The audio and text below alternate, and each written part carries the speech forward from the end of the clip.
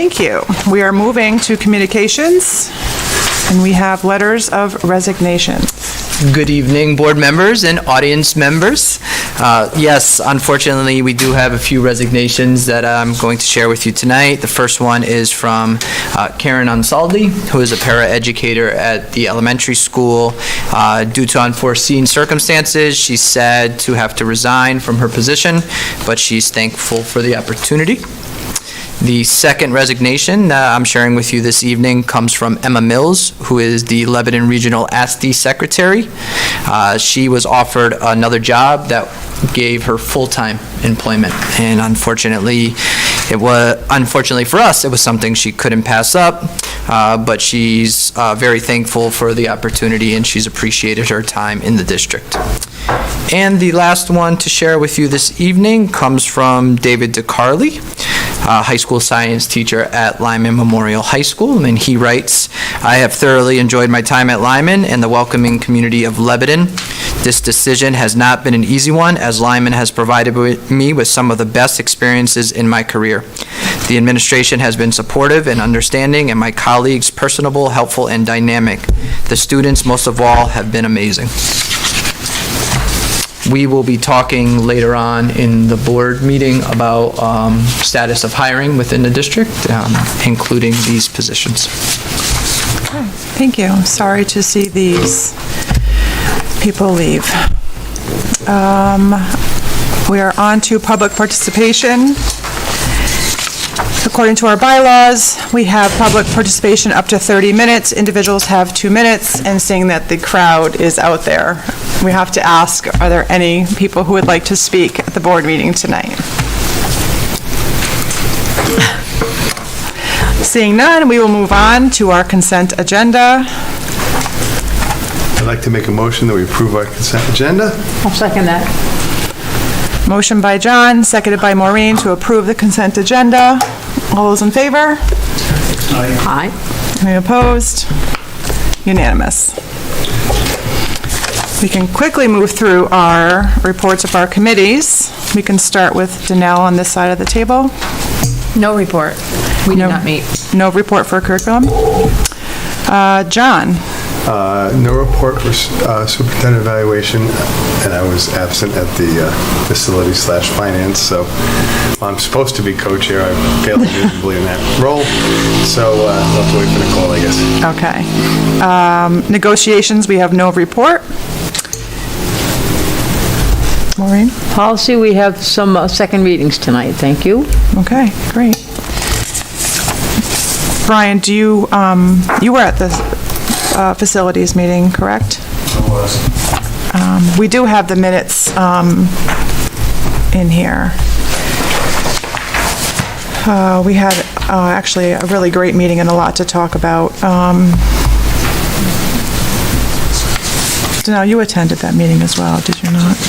Just the beginning. So I think we're going to just table that report because I don't want to take away from Nicole. So we'll move on with that one. Anything else to add to those? No? Do you have governance? Oh, governance. We did meet to go over the agenda and to discuss the retreat for the 27th. So hopefully everyone was able to attend that on the 27th. I think initially we did speak about the 26th, but with our getting the shipment of Goodwin actually at the retreat, we need to change it to the 27th. So hopefully that isn't too much of an inconvenience for everyone to attend that. Is that a Wednesday? Wednesday. Yes. 4 o'clock I can be start there. time. I can be there for 3 hours. Okay. I'll be busy at 7. Okay, well, that works. Thank you. Thank you for that, John, by the way. I would have forgotten that one. Safety and security, we'll speak for Dawn. They did meet, but that is also in there, so we're going to table that one as well. And I believe that's everyone.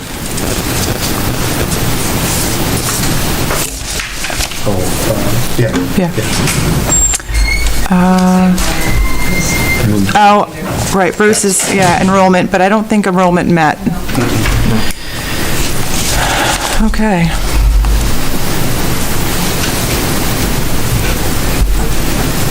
Okay, on to report of our superintendent.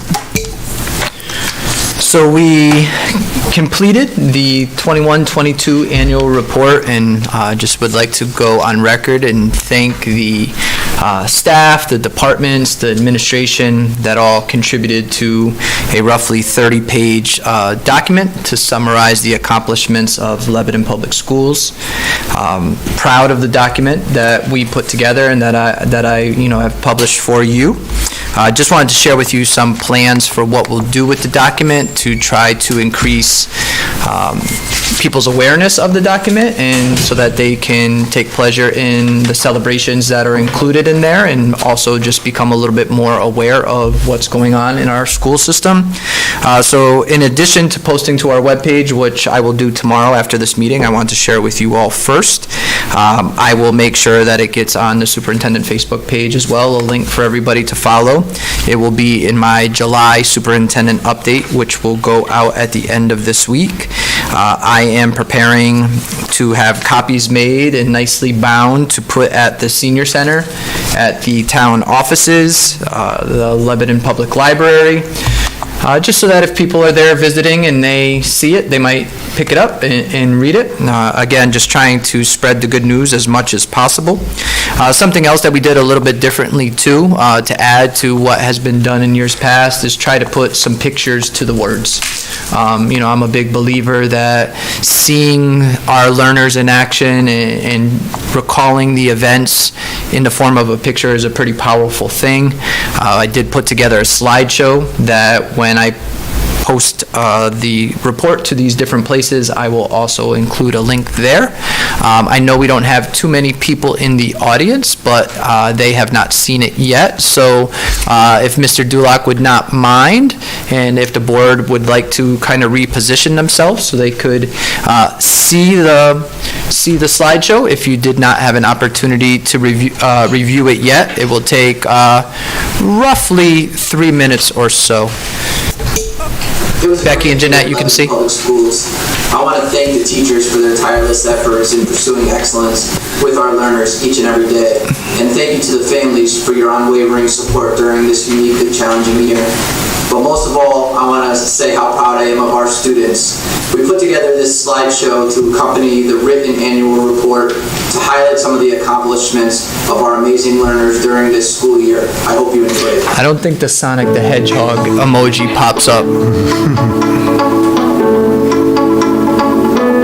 So as it's scrolling through, obviously it's challenging over the course of a school year to select just about 100 photos that capture what took place and, try to get it into a reasonably timed slideshow. But tried to focus on some of the acknowledgments, special accomplishments of our teachers, of our students. A big effort this year we had was the portrait of the graduate and trying to bring that to the forefront. So there's a lot of those things. Providing development to our teachers is a high priority, so that's in there. And then we get into the special events of the arts, music, drama, sports, really putting our kids at the forefront.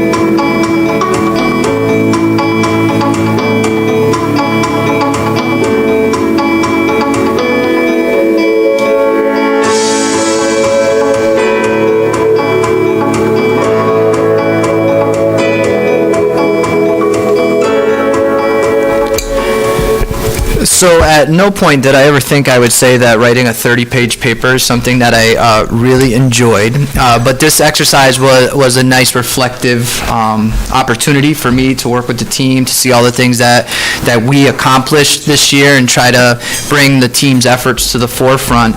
And, I've really worked hard along with the team this year to tell our story, really try to be ahead of the narrative of our district.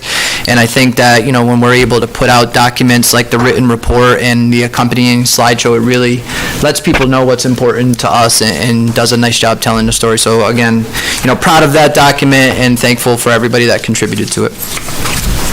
Does anybody have any questions on the report?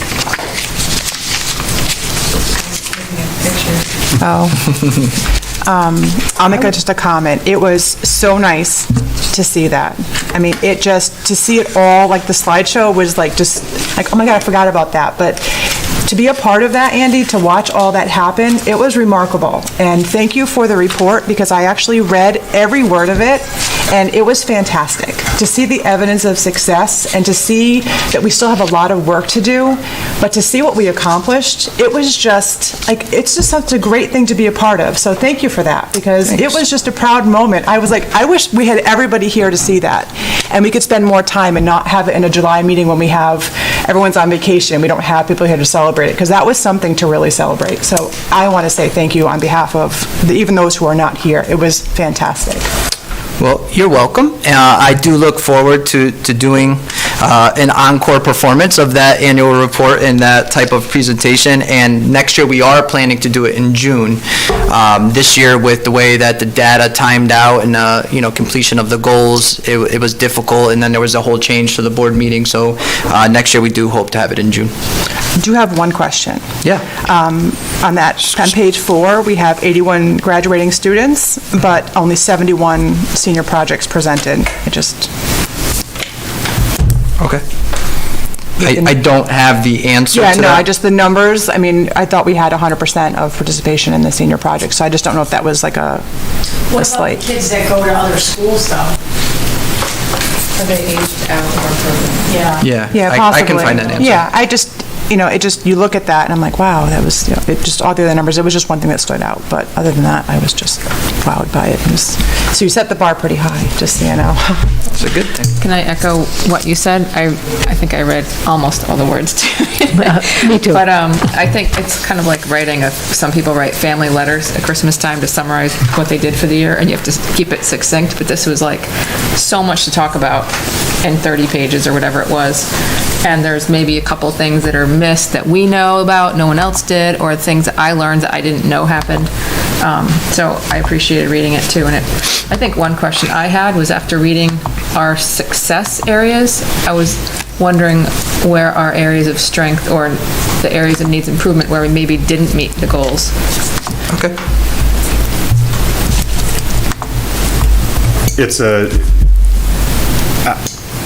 There was a lot of, it appears, and I'm coming late to this ball game, but there's a lot of good things that have happened over the last 12 months. And to Danelle's point, with your desire to be more open and more transparent and let the town and the students and Light-handed. I'm sorry, Brian.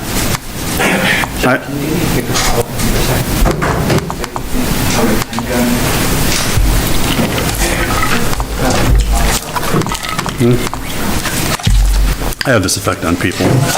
Nicole, quick. It's my last one.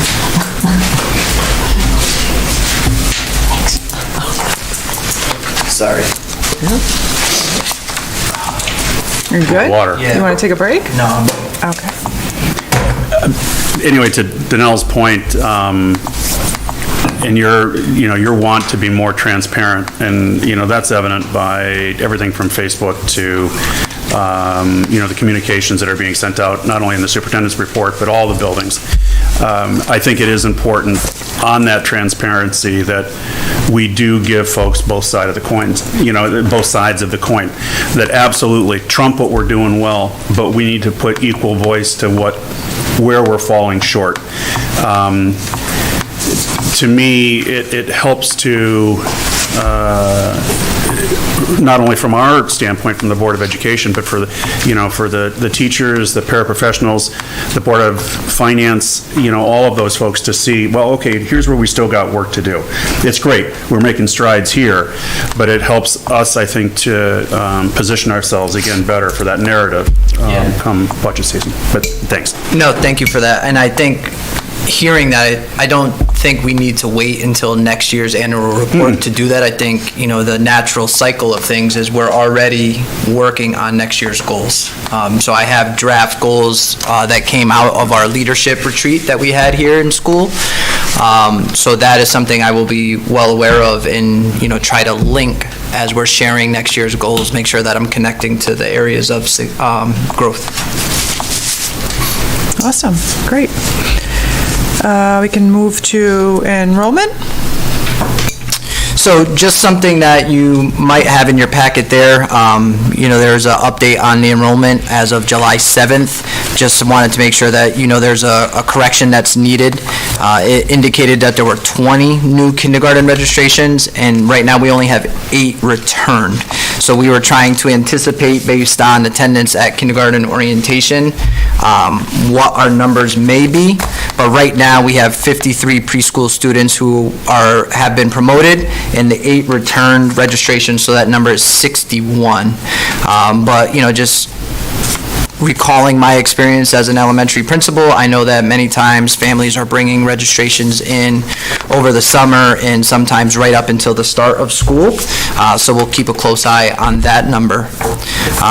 Also, it was reported that there were 19 students from 8th grade that are withdrawing to attend other high schools. That's something that we need to understand more as to why. And that's something that I had developed and had been in progress of developing, the student exit survey. But what I'm going to do is I'm going to place individual phone calls to some of these families and try to find out more what might be going on. Of the 19, there are 13 that will be attending Wyndham Tech or Norwich Tech, and while it's understandable that sometimes those schools can offer programs that we might not be able to fully meet that need or that desire, I'm curious if it was solely for those offerings or if there were other things. And then there's 6 that will be attending private schools, ACT, or other public high schools. So I'm looking forward to those conversations and hope that families will be willing to share some information with me. On the flip side of that, which is a really positive thing, we have 21 students registering for 9th grade that are from sending towns. So now it's trying to have the perfect storm where we're not losing kids to other high schools, but continuing to bring in more. So that's the enrollment update there. Just another note with the kindergarten numbers. I went back and took a look at the spring update from NESDEC with the projected enrollment. And for kindergarten in the year 22-23, they were projecting 67. So at 61, we're not far off that projection. And with some of the families that attended the kindergarten orientation maybe have not returned those packets, I think we will be very close to that number, if not above. What page is enrollment on? 51. Thanks. It's just, this is what it looks like, Nicole. Oh, it's small. It's a right? little tiny one. Yeah. I'm looking for the big chart. No, just a baby.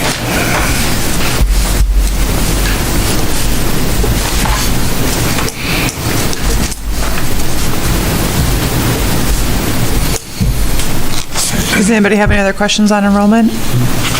Nicole, are you good? Yeah, I'm good. Okay. Number 3, under the superintendent report, exit interviews. So we do not discuss the exit interviews in any detail. We want to keep the information that's shared confidential and encourage people to do them. Along those lines, we've had 12 resignations during the course of the year, and I only have 3 exit interview responses. So currently, when we receive resignation, Chelsea fields that officially and communicates to that staff member that they have the opportunity and that we'd love their feedback in the form of an exit interview. But in being reflective on the number of responses, I'm going to try to add to that practice by having, again, personal outreach. I think that, we talk a lot about what a close-knit community we are, and I'm the one who is doing a lot of that communication, and I want people to truly feel that even when they're moving on. There's a lot of our staff members, team members that have been valued members and contributors to our schools, and they're moving on for many different reasons, and I just want to hear from them about their experiences and be able to continue what are good practices, and you'd be able to learn from things that maybe they thought we could do better. So that's something that I hope to try to do, to track down the 9 that I do not have, and then improve on that moving forward. Because ultimately, we want to be able to take the information from the exit interview and turn it into some type of action plan that can prevent possible similar issues moving forward, or make sure that we're continuing with best practices. Andy, just for what it's worth, from the corporate side and from the government's federal side, we average anywhere between 40 and 60% on exit returns. So roughly half is what we get back for folks. So I think that the personal touch might definitely help bolster that up. But just as a ballpark, just so you have in the back of your head, we only average about 50%, so.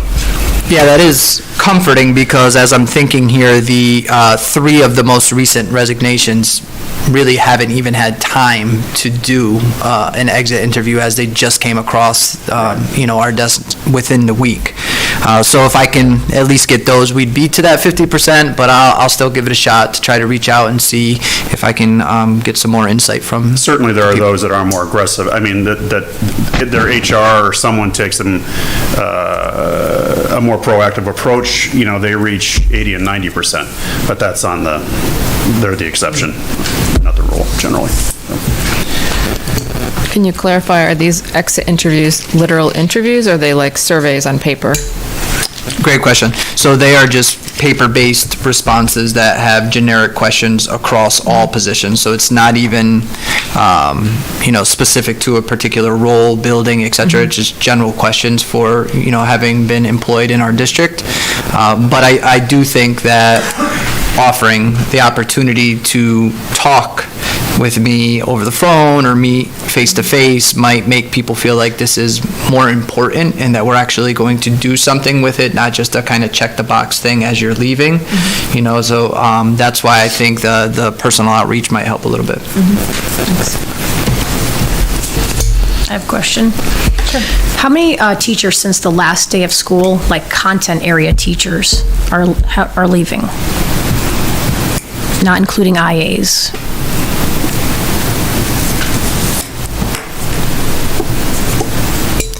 Since the last day of school, I only have 1. Okay. But over the course of the school year, we need to fill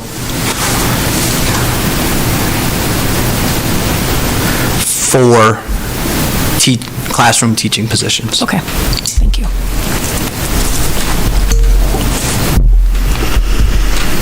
Well, great segue into number 4, Andy, for staffing. Yeah. So we have created a spreadsheet that's shared with the building principals that identifies the position that needs to be filled, along with who the new hire is, a candidate, and dates and whatnot. So we are on top of that. We check it frequently. So all positions, we had to fill 16. 5 are already filled. 3 are awaiting reference checks, and 3 more are the new resignations. So, roughly 6 positions that are still out there, that need to be filled, or need their reference checks, and then the 3 on top there. So again, let me just make sure I got the numbers right there. So 16 positions, 5 filled brings us to 11, 8 awaiting the reference checks, 8 after the ones that are awaiting the reference checks. So that would leave 5 that were out there and 3 new resignations for a total of 8. Sorry, so there's 8 positions we're working to fill. Along with that, we've worked to develop a hiring protocol that outlines exactly the steps that we're looking for everybody to take across the building, so that we are working with fidelity and consistency across the buildings in terms of how we post, how we interview, how we reference check, all of those things. So that's been nice to see that in action. And, you know, it's another busy summer, not as busy as last year was in terms of hiring, and I'm confident that we'll be, you know, fully staffed by the start of the school year. So last meeting, I asked where the grounds crew and some of our like line striping people, where do we advertise? So I'll ask the same question about teachers. Where do we advertise positions for teachers? And I'll add in also coaches. Yeah, so we post internally first, and then we use CT Reap as a way to get our positions out there. We have, with some positions, used Indeed. Indeed probably yields the largest number of responses, but many times the least qualified to the position. We found probably the greatest success with CT Reap, because I think that is a place that people go specifically looking for positions within the school. Thank you. Any other questions on staffing? No?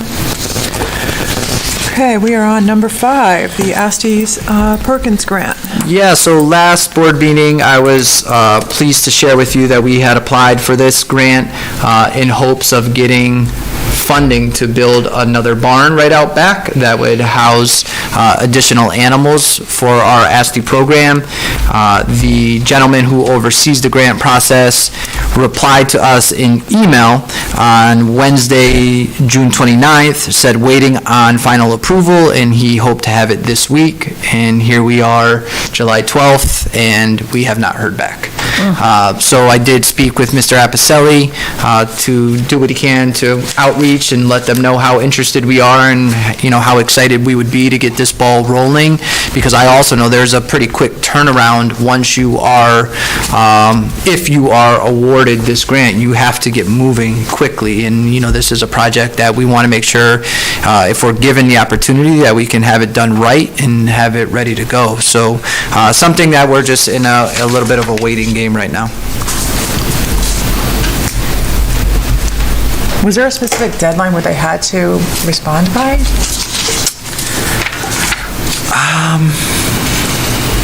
I just know that quick turnaround in September just makes me so nervous that they're Yeah, I gonna think let you know, like, yeah. okay. I think last month you did say a date, and it was pretty tight. even- Yeah, I know it was tight. I just, So I yeah. think, I will check on the answer date within the grant. I don't have the details of the grant in front of me right I now. could look back in the notes. I think you did mention it, so. Where are we? Oh, number 6, food service. Yeah, so just a couple updates from food service. One, there was a memorandum that came out from the State Department of Education regarding statutory requirements for public schools regarding unpaid meal charges. So, Maureen, this will be something that we will probably have to revisit in a policy meeting coming up. But basically, it wants to have the school systems add how you can approach or try to get the funds from the families, you know, in particular, not publicly identifying or shaming the child at the time of lunch, you know, that the child can get a meal, but it can exclude à la carte items, things of that nature. We do have a policy, but some of these specific additions will have to be included. And then it also goes on to how we communicate with the parent or legal guardian, and putting them in touch with information on local food pantries, free and reduced lunches, et cetera, if they had not received that information. So that's something that I just wanted to give the board a heads up on, that we will be looking into during policy. And then the other thing was regarding the summer meals waiver. That expired on June 30th and for Lebanon without eligibility to renew. And as of this moment, families will be responsible for purchasing breakfast and lunch this coming year. I spoke to Carlos Veracruz, our food service manager for Chartwell's, and he's hearing that there's rumblings that there might be another shift to go back to free.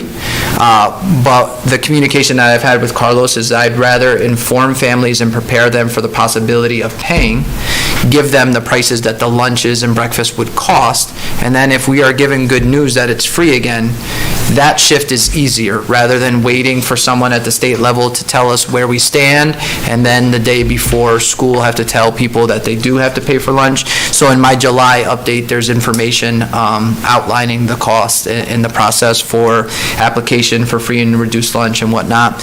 And then if there are changes, we'll update people in the future. Okay, any questions? Maureen? I'd like to go back one item.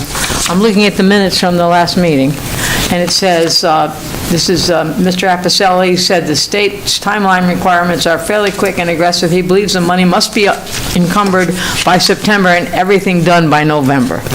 So that's what Jay said. Okay. But I will look to see if Yeah. the state has a Right. deadline when they can Yeah. tell us if we got it. You know, Yeah. that would seem Right. irresponsible of them if they tell us in September and then they're at the same Yeah. time telling us we have to spend the money by December, The good September. news is I think we talked about a prefab building. We're not going to be starting from scratch. Right. Correct. Still quick Still gotta turnaround. find it and order it. Yeah. Thank you, Maureen. I have a question about the lunch. So I think 2 years ago, I paid into the, whatever, what's it called, something PAL. Are those payments that everyone made still in those accounts? They're over there shaking their heads. Yes, Becky? Mine's still there. Okay, because I haven't checked, and I just want to make sure. My personal experience is the money was there Okay, as a staff person, and I'm assuming it is because they knew they had all the accounts still, they just okay. didn't have to use the card system, like the kids just went through one for free. Got it. All right, thank you. But that's a great point, you know, as we're telling families that you might have to pay, many may have had a balance that they're Yeah. wondering. So I Yeah. can talk to Carlos about that and try to put some wording, maybe not into this update this week, although I will try, but definitely before Yeah, people before start school. returning to school. Yep, perfect. For the I'm sorry, Mr. Daniel. It's okay. Brian? I was just going to say that, or remind families that they can do that pay online piece as you're doing. Okay. Yeah. Brian, you had a question? Yeah, so it made me think, like, when Abby graduated last year, she probably had 40 or 50 bucks left on the account. So it's not my intention to bring it up for the money back, but does that money get rolled into then, or can it get rolled specifically into the fund to help pay for some of those folks that are, you know, what is our policy on that? good And can that get rolled in to help pay for some of these folks that might be Right, yeah, having a no, tough time? that's a great question. So, Okay. thanks. That's a great item for next agenda. Chelsea does try to take care of that. If there are balances on the parents when they're seniors, she will then, or however she goes about to refund those, because I know that happens a lot. Thank you, Chuck. And that's all in our Horizon meal program. It has based on the Meals Payment Plus, which is the online. Yeah, it does say, at the end of each school year, the manager of the Lebanon School Lunch Program shall submit to the business office a detailed list of outstanding student lunch debt, the total cost of alternate lunches, the amount of credit balances considered to be bad debt. The account shall be reconciled, and the Lebanon School Lunch Program shall be reimbursed for the general fund for the cost of alternate lunches. But there was also something that I saw that people can actually make donations to the unpaid lunches. That or was part of what the state's guidance that was sent out, that there could be specific funds set up just for that. That's what it is. Okay.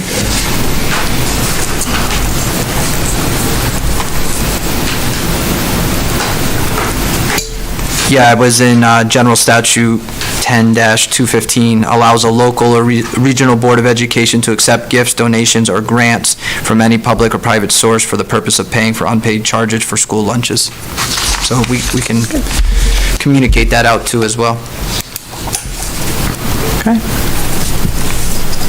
Anything else? On food? Flexibilities within the Connecticut guidelines for educator evaluation. Yeah, so this was something that we actually had last year, and it was just something we needed to apply for and notify the state about again. We did not make any changes to our educator evaluation system. We just accepted the flexibilities again and notified the State Department about that, and they sent us back the letter letting us know that we were approved to move forward with that.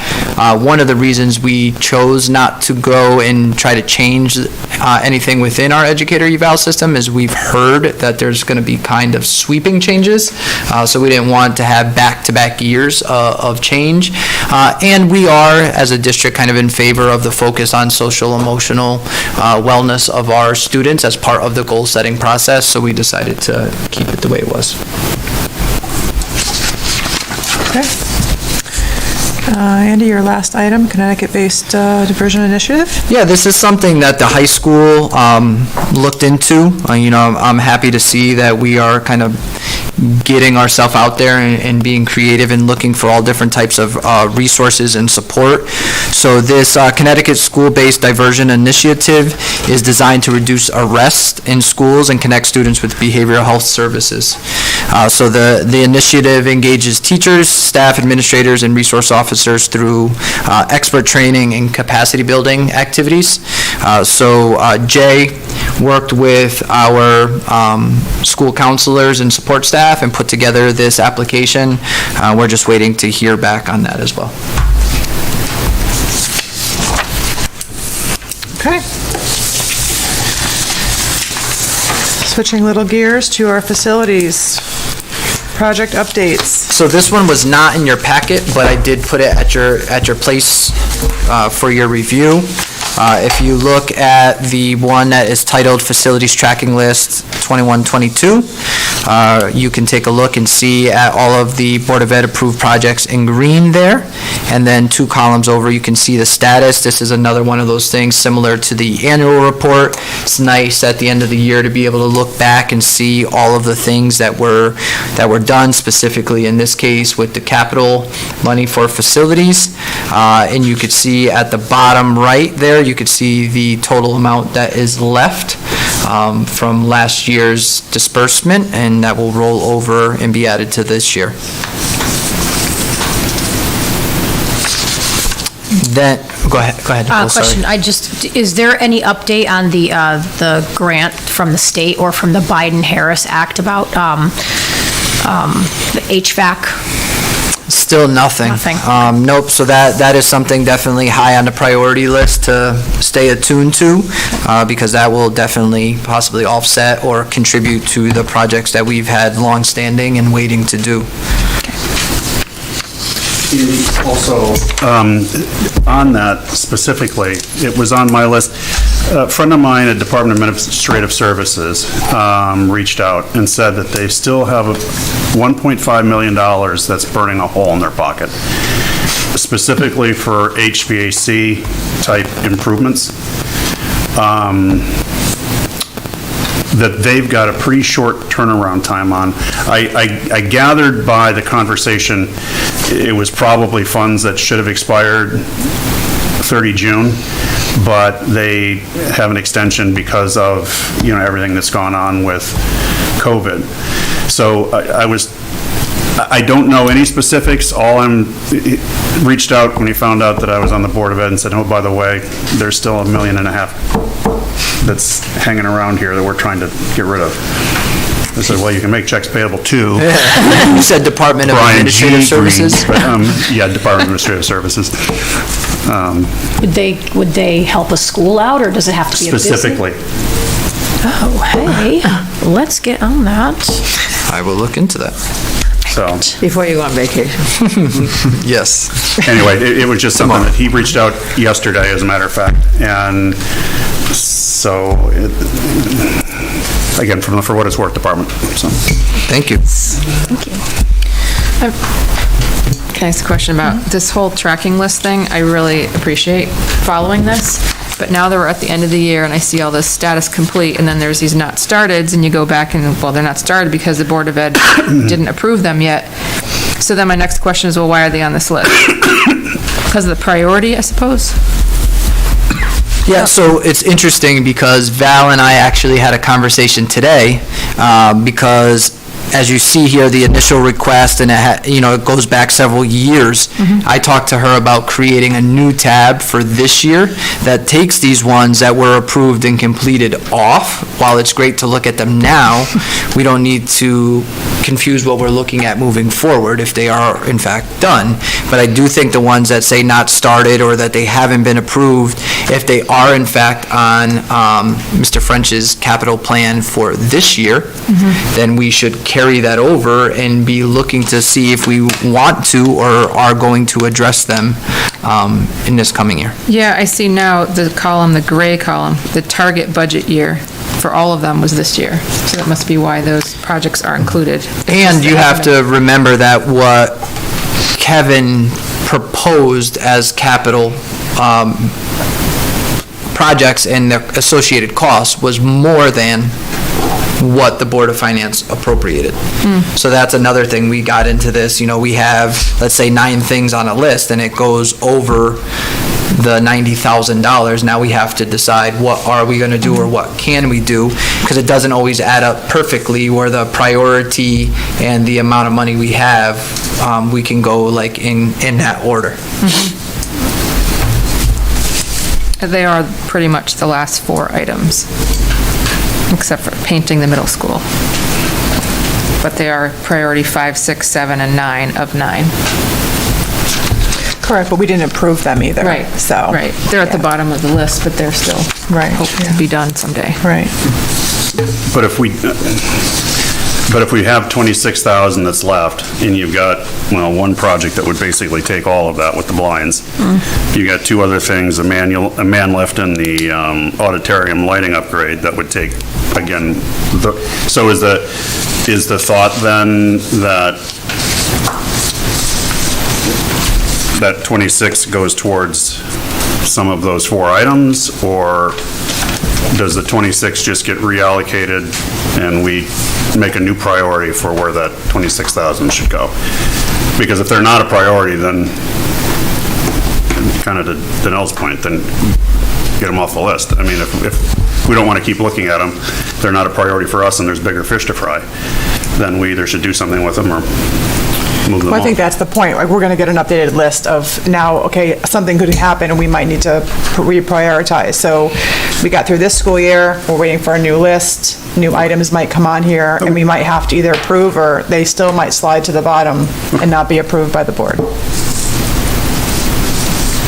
And just to remind the board that this man lift, there was like a secondary proposal to do a scissor lift because it would be more appropriate for what we need to access in the district. So that one will be different. I was just actually talking to Mr. Apicelli today about the auditorium lighting upgrade. We do so many great performances and different presentations, and the lighting is not where it needs to be. So that's definitely something we can revisit. The good news is that $26,000 is going to roll over, or has rolled over, and, we still have access to it, just a matter of having conversations as a board and, reprioritizing. It was just my question as to, if it was on the list for this year with a 21-22 completion date, and there's 26 grand left over, is our intention then to take something, to finish something on that list, or not? So. Should we put that on the agenda for the next subcommittee meeting? To look at the list and see what we want to do with that 26th? Yeah, I just made a note too, to review the 22-23 priority list. Yep. I think we should Perfect. start shifting gears and thinking about that proposal. Then on to the next page, here's our non-lapsing fund, the initial request, the BOE approval, the status, everything on here is completed. And when you look down at the balance, the one that you should focus on is the top number of $307,517. That is where we are currently.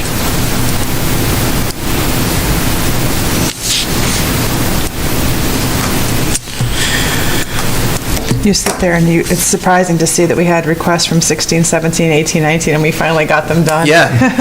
Again, I awesome. think during the course of the year, we've taken on a lot in the district in terms of projects, and, not always did they go smoothly, but again, it's nice to see now where we are and the things that we were able to finally get done.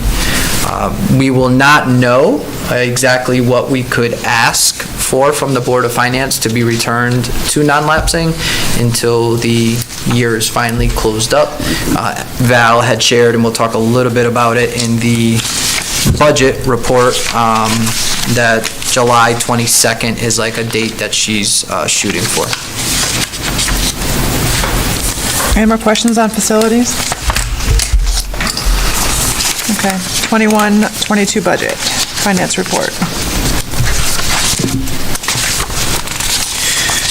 So these are some things that were shared at the Finance Facilities Subcommittee meeting, but I think it's worthwhile for everybody at the full board and in the community to hear. So we are actually still processing some invoices and closing purchase orders. At the time that I reported at the Finance Subcommittee meeting, there were still roughly 147 purchase orders open, and the projected end-of-year deadline is July 22nd. We finished the final payroll of 2022 and preparing for the new payroll of 2023. And Val and Lisa are preparing to meet with the new auditing firm to begin the 2022 audit. It will be the first time in 20 years that we'll be working with a new auditor, so we'll see what that process brings us. The Board of Ed Business Office and the Town Business Office have reconciled all the expenditures through June. And as of this meeting, Val was projecting a surplus of just under $30,000 for the year. Nice job, Val. Yeah. Andy, did you want to share this really small number? Oh, yeah, so in that collaboration between Haley at the town and Val and Lisa here in our office, they were only looking for $148 out of a $20 million budget. So they were feeling very proud of that accomplishment. And to Nicole's point, I've tried to celebrate the efforts of our business department, again, reflecting back to last year at this time, we had no bookkeeper, we had no business manager, we had a new superintendent trying to implement a budget that none of us really played a part in. So to know how those members came on board, what they've done to, work accurately and diligently to spend down our budget responsibly and to be where we are at this point, it feels good. Agreed.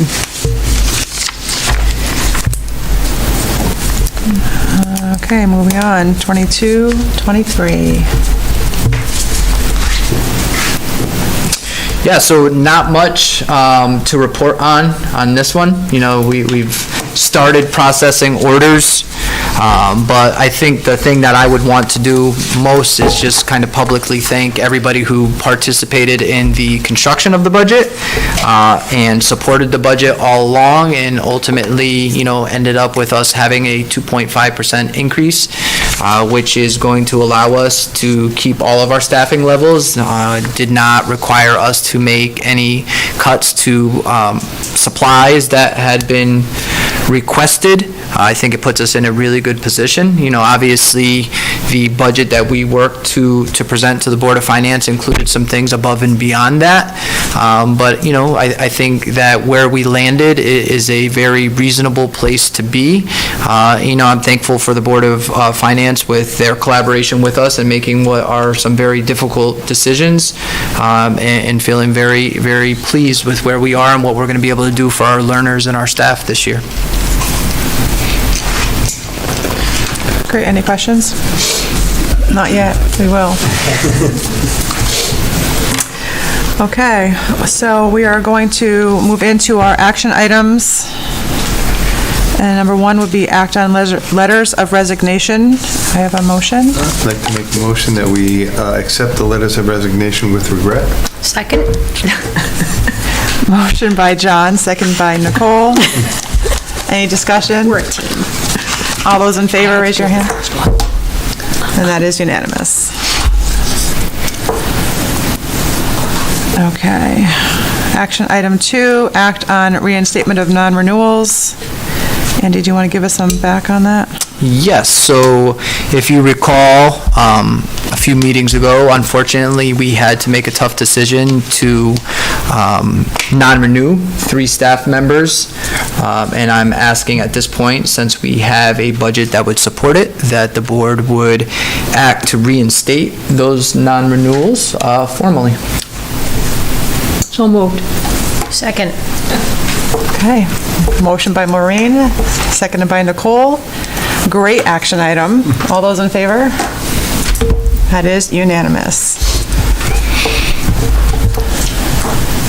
Okay, Maureen, I believe you're up.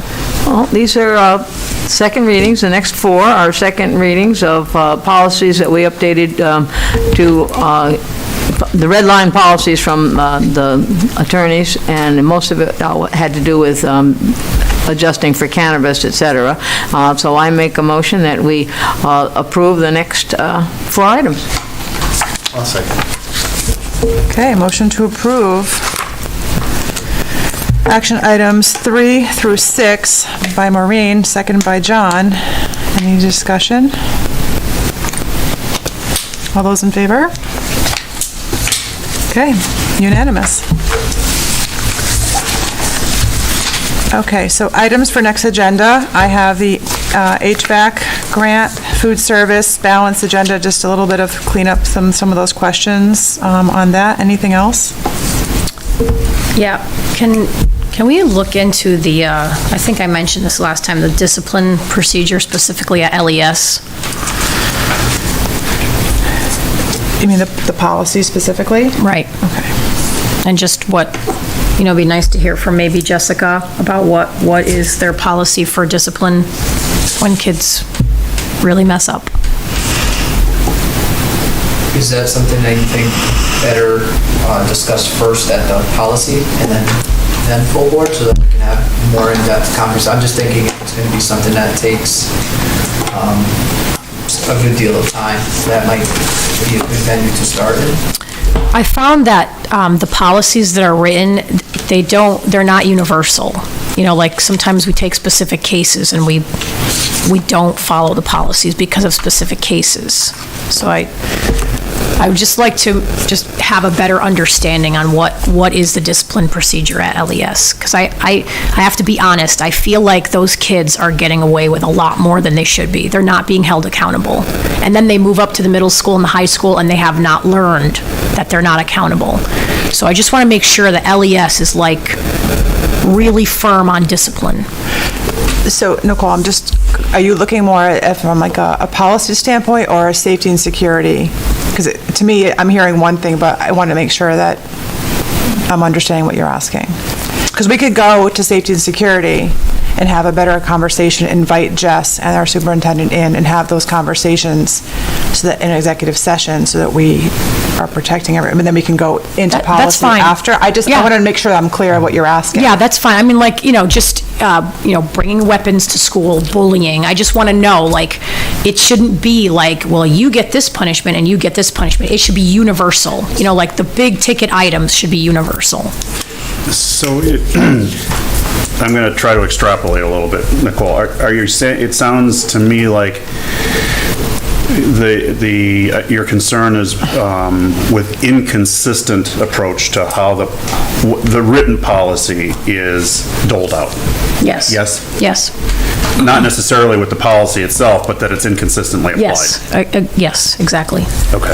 Okay, well, we'll have conversations. I'll check in with Sarah too, and we'll Okay. figure out where the best place is to put that, but we'll definitely address your concern. Perfect. Thank you. Because we just accepted action item 5, student discipline, which I think outlines all of those policies, right? Correct. So we're talking about something different. We're not talking about the policy, we're talking about the implementation. Exactly. Right. Yes. And I think it's a good idea probably to go to safety and security, because then you can go into executive session. 'Cause when you start talking about incidents in a small, Right. Correct. And that's why I want to be cautious on that. So, Yep. but we'll address it. I just want to have a conversation with Sarah and Perfect. figure out what we should do with that one. Anybody have anything else? No, it's almost 8:30. Key word, Maureen, almost. Okay, then 8:27, we will adjourn. Perfect. July's Nice. meeting. Board members, Barbara Winglowski, who is helping lead the 100th year anniversary